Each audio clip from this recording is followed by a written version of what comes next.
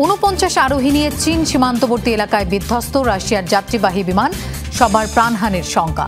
Soviet যুগের উড়োযানটি ছিল অর্ধ শতাব্দী পুরনো।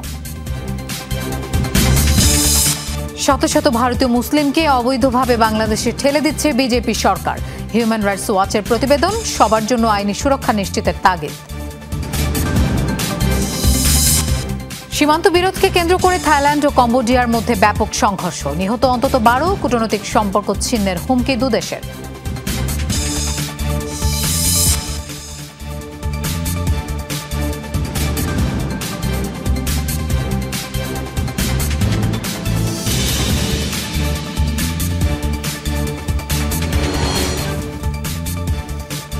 এতক্ষণ শিরোনাম দেখছিলেন, আপনাদের সঙ্গে থাকছি আমি মৌসুমী আহমেদ লোপা। যাচ্ছি পুরো খবরে। রাশিয়ার 49 আরোহী নিয়ে বিধ্বস্ত হয়েছে একটি যাত্রীবাহী বিমান। আরোহীদের সবার নিহতের শঙ্কা করছে কর্তৃপক্ষ। বিমানটিতে থাকা কেউ বেঁচে নেই বলেও জানিয়েছে স্থানীয় বিভিন্ন সংবাদ মাধ্যম। কর্তৃপক্ষ বলছে, চীনের সীমান্তবর্তী আমুর অঞ্চলের টিন্দা শহরের কাছাকাছি পৌঁছানোর সময় রাডার থেকে অদৃশ্য হয়ে যায় বিমানটি। সাইবেরিয়া ভিত্তিক অ্যাঙ্গারা এয়ারলাইন্সের AN-24 মডেলের বিমান ছিল এটি। নিখোঁজ বিমানটির ধ্বংসাবশেষ ছড়িয়ে ছিটিয়ে পড়ে থাকতে দেখা যায় বিভিন্ন স্থানে। ধারণা করা হচ্ছে দুর্যোগপূর্ণ আবহাওয়া এবং পাইলটের ভুলের কারণেই দুর্ঘটনার শিকার হতে পারে বিমানটি। আঞ্চলিক গভর্নর ভাসিলি অরলভ জানান, বিমানটিতে মোট 43 যাত্রী ছিলেন, যাদের মধ্যে 5 শিশু ও 6 ক্রু সদস্য। রয়টার্সের তথ্য মতে সোভিয়েত যুগের উড়োযানটি ছিল প্রায় অর্ধ শতাব্দী পুরনো। খাদ্যের তীব্র সংকটে ধুঁকে ধুঁকে মৃত্যুর দিন গুনছে গাজাবাসী। বোমাগুলির ভয় নয়, অনাহারে বেঁচে থাকাই এখন তাদের প্রধান চ্যালেঞ্জ। তীব্র অপুষ্টিতে বেড়েই চলেছে প্রাণহানি। খাবারের অভাবে একদিনে মৃত্যু হয়েছে আরও 10 জনের। গত 21 মাসে উপত্যকায় খাদ্যাভাবে প্রাণহানি দাঁড়িয়েছে 111 জনে। চলতি বছরই অপুষ্টিতে মারা গেছে 5 বছরের কম বয়সী 21 শিশু। গাজার ছোট্ট শিশু আউদাই, বয়স মাত্র কয়েক মাস। হেসে খেলে জীবন কাটানোর বয়সে যুদ্ধে হারিয়েছে বাবা মাকে। সামান্য দুধটুকুও জুটছে না। শরীর এতটাই দুর্বল যে খাবার পানি নেয়ার শক্তিটুকুও নেই। কঙ্কালসার শরীর নিয়ে ধুকে ধুকে মৃত্যু পথযাত্রী আউদাই। ওর বাবা মায়েরই ওকে যত্ন নেওয়ার কথা ছিল, কিন্তু তারা আর বেঁচে নেই। ওর খালা ওকে নিয়ে এলেও দুধ, ডায়পার আর অন্যান্য প্রয়োজনীয় জিনিস জোগাড় করা তার পক্ষে অসম্ভব। সেজন্য মারাত্মক অপুষ্টিতে ভুগছে আউদাই।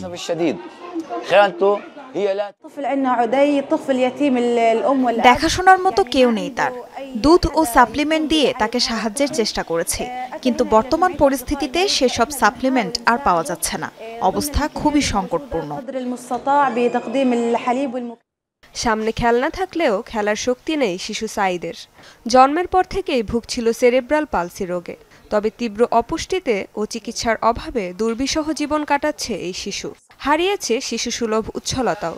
পুরনো ছবি দেখে আফসোসের সীমা নেই তার মায়ের। এটা যুদ্ধের আগের কথা। সাইদ সাগরে যেতে খুব ভালোবাসতো। দেখুন কি হাসি খুশি মুখ। এখন তো ও আর হাসেও না। দেখুন এই ছবিটায় ও কতটা শান্ত আর সুস্থ ছিল, আর এখন যুদ্ধের মাঝে ওর মুখটা সবসময় ফ্যাকাশে। শুধু শিশুরাই নয়, তীব্র অপুষ্টির শিকার গাজার সব বয়সী মানুষ। ধুকে ধুকে মৃত্যুর অপেক্ষায় অনেকে। অপুষ্টিতে আমি এতটাই দুর্বল হয়ে পড়েছি যে এখন আর নিজে থেকে পাশ ফিরতেও পারি না। দৃষ্টিশক্তিও আগের মতো নেই। যা আগে আমি নিজেই করতে পারতাম তা এখন মা, ভাই বোনের সাহায্য ছাড়া করতে পারি না। কবে নরক থেকে মুক্তি মিলবে গাজাবাসীর তা জানে না কেউ। এমন পরিস্থিতিতে বেঁচে থাকাই একমাত্র স্বপ্ন তাদের। রেজওয়ানা সাইমা, যমুনা নিউজ। পশ্চিম তীরকে ইসরায়েলের সাথে যুক্ত করার পাঁয়তারা করছে ইসরায়েল। পশ্চিম তীরকে ইসরায়েলের সার্বভৌম অঞ্চল হিসেবে সংযুক্ত করতে একটি প্রস্তাব পাশ হয়েছে দেশটির পার্লামেন্ট নেসেটে। ক্ষমতাসীন লিকুদ পার্টি সহ অন্যান্য দলের 71টি ভোট পেয়ে পার্লামেন্টের অনুমোদন পায় বেনিয়ামিন নেতানিয়াহুর প্রস্তাবিত পরিকল্পনাটি। ইসরায়েলের এমন সিদ্ধান্তের নিন্দা জানিয়েছে ফিলিস্তিন কর্তৃপক্ষ।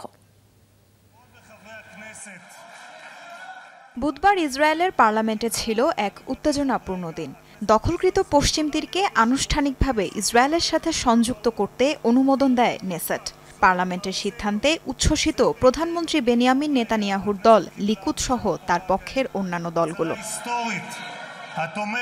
পশ্চিম তীরকে ইসরায়েলের সাথে যুক্ত করার পক্ষে ভোট পড়েছে ৭১টি, অন্যদিকে বিপক্ষে ছিল মাত্র ১৩টি ভোট। ফলে সংখ্যাগরিষ্ঠ ভোটে নেসেটের অনুমোদন পায় নেতানিয়াহুর পরিকল্পনা। পার্লামেন্টের সিদ্ধান্তকে ঐতিহাসিক আখ্যা দেন পার্লামেন্ট চেয়ারম্যান। জুদিয়া, সামারিয়া ও জর্ডান ভ্যালিতে ইসরায়েলি সার্বভৌমত্ব প্রয়োগের মাধ্যমে নেসেট সুস্পষ্ট বার্তা দিয়েছে, পশ্চিম তীর আমাদের ভূখণ্ড, বাড়ি। পরিকল্পনাটি বাস্তবায়িত হলে ইহুদিদের মাতৃভূমিতে ফেরার স্বপ্ন পূরণ হবে। ইসরায়েলের এমন পদক্ষেপে নিন্দা জানিয়েছে ফিলিস্তিনি কর্তৃপক্ষ। এই সংক্রান্ত প্রতিটি সিদ্ধান্ত আইন অত্যন্ত গুরুত্বের সাথে পর্যবেক্ষণ করা হচ্ছে। পশ্চিম তীরে প্রতিদিনই ধাপে ধাপে দখলদারিত্বের মাত্রা বৃদ্ধি পাচ্ছে, যেটি গুরুতর অপরাধ। গাজায় যা চলছে সেই ভবিষ্যতের দিকে এগিয়ে যাচ্ছে পশ্চিম তীরও।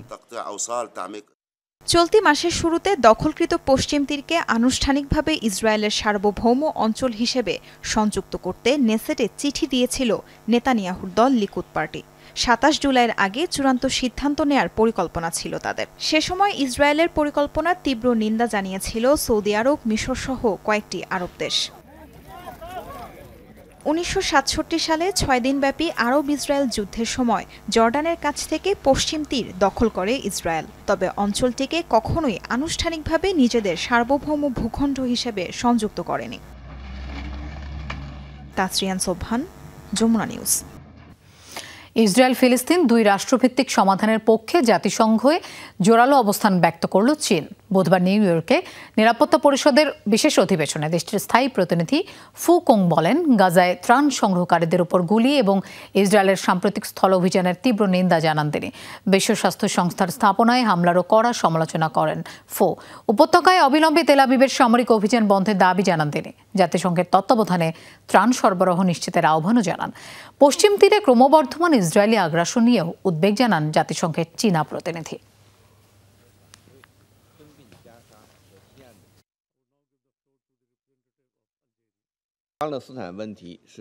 মধ্যপ্রাচ্যের মূল ইস্যু ফিলিস্তিন এবং ইসরায়েল ফিলিস্তিন বিবাদ নিরসনের একমাত্র উপায় দুই রাষ্ট্রভিত্তিক সমাধান।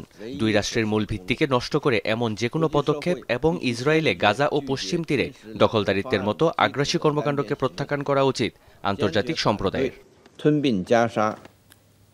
অবশেষে $200 মিলিয়ন ট্রাম্প প্রশাসনের সাথে আপোষ করেছে যুক্তরাষ্ট্রের কলম্বিয়া বিশ্ববিদ্যালয়। বুধবার সামাজিক মাধ্যম এক্স হ্যান্ডেলে খবরটি প্রকাশ করেন প্রেসিডেন্ট ডোনাল্ড ট্রাম্প। তিনি বলেন, কলম্বিয়া বিশ্ববিদ্যালয়ে সমঝোতায় এসেছে। $200 মিলিয়ন পরিশোধের বিনিময়ে শিক্ষা প্রতিষ্ঠানটির উপর থেকে বাতিলকৃত ফেডারেল অনুদানের বেশিরভাগই পুনর্বহাল করা হবে।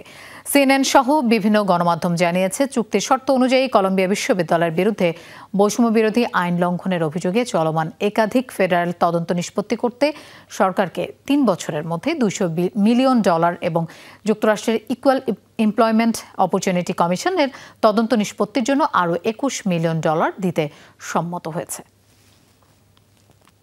গাজায় হামাসের প্রতিরোধে নিহত হয়েছে আরও এক ইসরায়েলি সেনা, আহত হয়েছে আরও 7 সেনা। বুধবার এ তথ্য জানিয়েছে ফিলিস্তিনি স্বাধীনতাকামী সংগঠনটি। হামাসের সামরিক শাখা কাশেম ব্রিগেড জানিয়েছে, রাফার পূর্বাঞ্চলে ইসরায়েলের একটি বাহিনীকে লক্ষ্য করে পাল্টা হামলা চালিয়েছে তারা। অভিযানে ব্যবহার করেছে অ্যান্টি পার্সোনাল মাইন। পরবর্তীতে একটি হেলিকপ্টারে করে তুলে নেওয়া হয় হতাহত ইসরায়েলি সেনাদের। এ বিষয়ে তেল আবিবের তরফ থেকে কিছু জানানো হয়নি। ইসরায়েলের দেয়া তথ্য অনুযায়ী গত 21 মাসে 895 ইসরায়েলি সেনার মৃত্যু হয়েছে গাজায়, আহত 6100-র বেশি। সম্প্রতি শত শত বাঙালি মুসলিমকে বিতাড়ন করেছে ভারতের বিজেপির নেতৃত্বাধীন সরকার। যথাযথ আইনি প্রক্রিয়া ছাড়াই পুশিন করেছে বাংলাদেশে। এমনকি তাদের অনেকে ভারতেরই নাগরিক। অবৈধ অভিবাসী আখ্যা দিয়ে ঠেলে পাঠানো হয়েছে তাদের। বুধবার প্রকাশিত নিউ ইয়র্ক ভিত্তিক মানবাধিকার সংগঠন হিউম্যান রাইটস ওয়াচের এক প্রতিবেদনে উঠে এসেছে এমন তথ্য। বাংলাদেশ সীমান্তবর্তী ভারতীয় রাজ্যগুলোয় বেশ কিছুদিন ধরেই চলছে অবৈধ অভিবাসী বিরোধী অভিযান। চলতি বছরের মে মাসে অনুপ্রবেশ ঠেকানোর অজুহাতে ধরপাকড় শুরু করে ক্ষমতাসীন বিজেপি নেতৃত্বাধীন সরকার। অভিযানে মূল টার্গেট বাঙালি মুসলিমরা। বেশ কিছুদিন ধরেই চলছে অবৈধ অভিবাসী বিরোধী অভিযান। চলতি বছরের মে মাসে অনুপ্রবেশ ঠেকানোর অজুহাতে ধরপাকড় শুরু করে ক্ষমতাসীন বিজেপি নেতৃত্বাধীন সরকার। অভিযানে মূল টার্গেট বাঙালি মুসলিমরা। বুধবার এই ইস্যুতে একটি প্রতিবেদন প্রকাশ করে নিউ ইয়র্ক ভিত্তিক আন্তর্জাতিক মানবাধিকার সংস্থা হিউম্যান রাইটস ওয়াচ। HRW বলছে ভারত থেকে জোর করে শত শত বাঙালি মুসলিমকে ঠেলে পাঠানো হয়েছে বাংলাদেশে। গত জুন মাসে 9টি মামলার ভুক্তভোগী ও তাদের পরিবারের সদস্যসহ 18 জনের সাক্ষাৎকার নিয়েছে HRW। প্রতিবেদন বলছে বাংলাদেশ সীমান্তবর্তী এলাকা ও বিজেপি শাসিত রাজ্যগুলোর কর্তৃপক্ষ মুসলিমদের আটক করে BSF এর হাতে তুলে দিচ্ছে। তাদের জবরদস্তিমূলক ঠেলে দেয়া হচ্ছে বাংলাদেশে।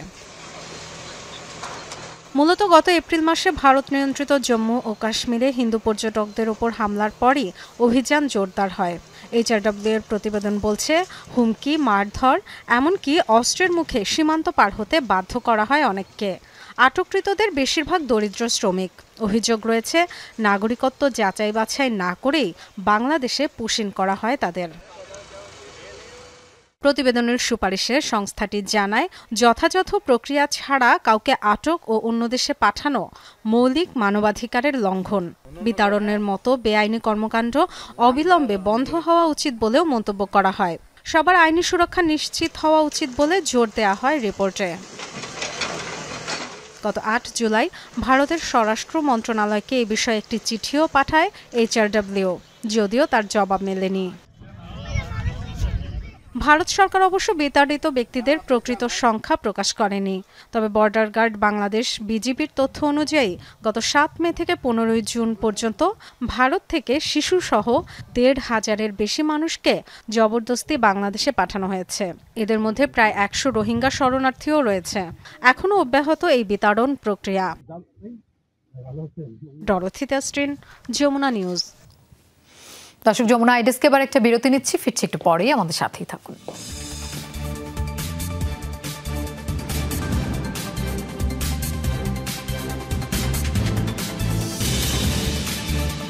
সীমান্ত বিরোধকে কেন্দ্র করে ব্যাপক সংঘর্ষ হয়েছে থাইল্যান্ড ও কম্বোডিয়ার সামরিক বাহিনীর মধ্যে। দুই পক্ষের গোলাগুলির পর কম্বোডিয়ার সামরিক অবস্থানে F-16 যুদ্ধবিমান নিয়ে হামলা চালায় থাই বিমান বাহিনী। সীমান্তে মোতায়েন করা হয়েছে মাল্টিপল রকেট লঞ্চার এবং স্বল্পপাল্লার মিসাইল সিস্টেম। সংঘর্ষে এখন পর্যন্ত অন্তত 12 জন নিহত হয়েছেন, আহত হয়েছেন 14 জন। সংঘাতের কারণেই কূটনৈতিক সম্পর্ক ছিন্ন করার হুমকি দিয়েছে দুই দেশ। কম্বোডিয়ার হামলায় জ্বলছে থাইল্যান্ডের সিসাকেট প্রদেশের বিভিন্ন স্থাপনা। আন্তর্জাতিক গণমাধ্যম বলছে বৃহস্পতিবার সকালে অদ্দারমিঞ্চে প্রদেশের বিরোধপূর্ণ তা মোয়ানথম টেম্পলের কাছে হামলা চালায় কম্বোডিয়ান সেনারা। এরপর থেকেই দুই পক্ষে চলছে তুমুল লড়াই। একদিকে কামান এবং BM-21 রকেট লঞ্চার নিয়ে হামলা চালায় কম্বোডিয়ান আর্মি, অন্যদিকে F-16 ফাইটার জেট থেকে হামলা করে থাই সামরিক বাহিনী। বিবাদের শুরু গেল 16 জুলাই। সীমান্তে মাইন বিস্ফোরণে আহত হয় বেশ কয়েকজন থাই সেনা। ব্যাংককের দাবি, সীমান্ত এলাকায় মাইন পুঁতে রেখেছে কম্বোডিয়ান সেনারা। মাইন বিস্ফোরণে আমাদের সামরিক বাহিনীর সদস্যরা হতাহত হয়েছেন। শুধু তাই নয়, কম্বোডিয়ান বাহিনী আমাদের ওপর ড্রোন হামলাও করেছে। সীমান্তের ওপারে রকেট লঞ্চার, মেশিন গানের মতো ভারী অস্ত্র মোতায়েন করা হয়েছে। সীমান্ত এলাকায় গোলাগুলির বিষয়ে তদন্ত হচ্ছে। আন্তর্জাতিক আইনের লঙ্ঘন যেন না হয় সে বিষয়টিতে আমরা সর্বোচ্চ গুরুত্ব দিচ্ছি। তবে কম্বোডিয়ার দাবি, তাদের সামরিক অবস্থান লক্ষ্য করে আগে হামলা চালায় সামরিক বাহিনী। সার্বভৌমত্ব রক্ষায় যে কোনো পদক্ষেপ নেবে নমপেন, এমন হুঁশিয়ারি দেন দেশটির প্রধানমন্ত্রী।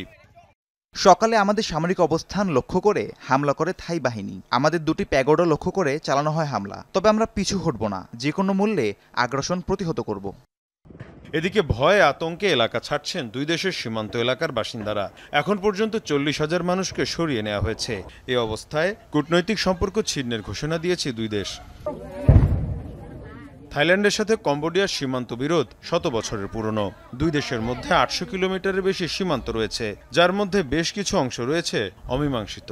এর আগেও সীমান্ত ইস্যুতে দফায় দফায় সংঘর্ষ হয় দুই দেশের মধ্যে। 2011 সালেও সপ্তাহব্যাপী সংঘর্ষ হয় থাই কম্বোডিয়ার মধ্যে। মীর মুশফিকা হাসান, যমুনা নিউজ। তৃতীয় দফায় শান্তি আলোচনায় আরও 1200 যুদ্ধবন্দী ও মরদেহ বিনিময়ে রাজি হয়েছে রাশিয়া ও ইউক্রেন। তুরস্কের ইস্তাম্বুলে স্থানীয় সময় বুধবার সন্ধ্যায় দুদেশের প্রতিনিধিদের মধ্যে অনুষ্ঠিত হয় বৈঠক। রুশ প্রেসিডেন্টের সহকারী ভ্লাদিমির মেদিনস্কি এবং ইউক্রেনের ন্যাশনাল সিকিউরিটি অ্যান্ড ডিফেন্স কাউন্সিলের সেক্রেটারি রুস্তেম উমেরভের নেতৃত্বে আলোচনায় অংশ নেন দুই দেশের প্রতিনিধিরা। তবে এই আলোচনায় যুদ্ধবিরতি ইস্যুতে কোনো অগ্রগতি হয়নি। এর আগে গত মে ও জুন মাসেও তুরস্কে বৈঠকে বসেছিল রাশিয়া ইউক্রেনের প্রতিনিধিরা।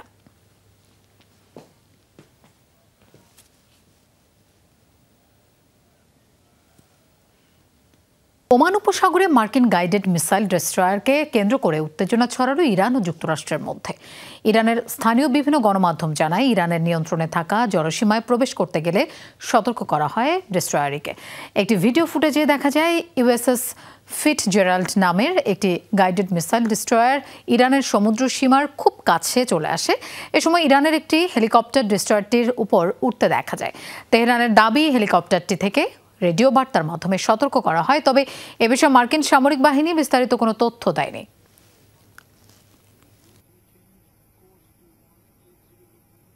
সামরিক শক্তিমত্তার জানান দিতে বড় পরিসরে নৌমহড়া শুরু করেছে রাশিয়া। বুধবার একই সাথে 4টি সাগরে সামরিক মহড়া শুরু করেছে মস্কোর নৌবহর। অংশ নেয় 150-র বেশি নৌবাহিনীর জাহাজ, 120-টির বেশি সামরিক বিমান সহ 15,000-এর বেশি সেনা সদস্য।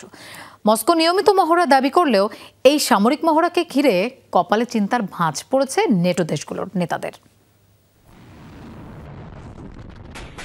ফ্রন্টলাইনে চলছে তুমুল লড়াই। যুদ্ধক্ষেত্রে একে অপরের বিরুদ্ধে ট্যাঙ্ক, কামান আর ভারী অস্ত্র নিয়ে আক্রমণ করছে রাশিয়া ও ইউক্রেন। এ অবস্থাতে সাম্প্রতিক বছরগুলোর মধ্যে সবচেয়ে বড় নৌমহড়া শুরু করেছে মস্কো।